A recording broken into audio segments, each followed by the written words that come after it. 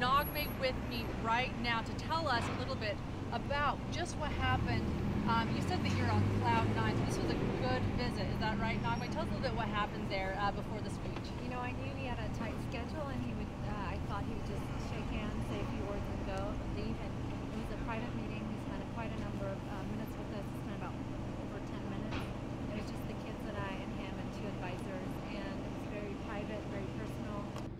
It's beyond my expectation. I could see the sincerity. I could feel that there was a connection made, both from him and from me.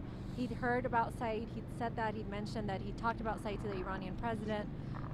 But to see the kids and I personally made a huge difference.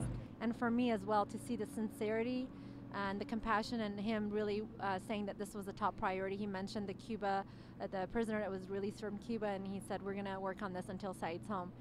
My son asked him if he could get him home by his birthday, and he said, Jacob, when is your birthday? And Jacob said March 17. He said, it's going to be very hard. I will try, Jacob. I will try. And it was interesting. It was a good connection. It was a good meeting for me. So I am on cloud nine. That's wonderful. So again, the president said he is in touch with the Iranian government. He knows about your husband's situation, about your family's situation, and then tell me one more time. So your son, and how old will he be turning on March 17th? He'll be turning 7. Last time he saw his dad, he was 4. So it'll be the 3rd birthday without his dad. Oh my goodness. So he actually said to President Obama, will you get my dad home? For my birthday. For my birthday. And again, President Obama's response to that for Jacob's question?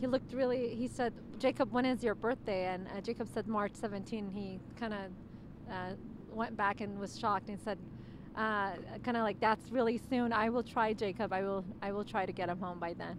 So tell me, when did you find out that this request was going to happen, that you're going to be able to meet with the president? Yesterday morning, I heard through State Department that there might be a meeting, but I would get a confirmation from the White House, and I would be getting a call. And last night around, I don't know, in the evening somewhere, 5 or 6, I got a call, and I was told that the meeting is confirmed for the kids and I, and that I was meeting with the president, and we were beside ourselves. That's when Jacob was. For them, that meant that meant that Daddy was coming home. They were just. I could see the a glimmer of hope, just being excited that this could mean that this Daddy's going to come home. Now I have to ask. Thank you really quickly. And you've been fasting and praying for this. Is that right? And so is this an answer to prayers? It is, and I told the president that. I told him I had not eaten food for almost 4 days, and that I prayed and prayed for a meeting with him, petitioned God, and this meeting was a result of that. And he smiled and he nodded, and it is. I have. I think good to know that when you have nowhere else to go, there's always God, and God has the hearts of kings in His hands, and He can make things happen. And I'm someone from Boise, Idaho. I don't have any connections, but I can pray to God, and seeing this happen was truly a miracle. Thank you so much, Naghmeh, and thank you for that. I'm so happy for you and for your family, and thank you for letting us know how that visit went.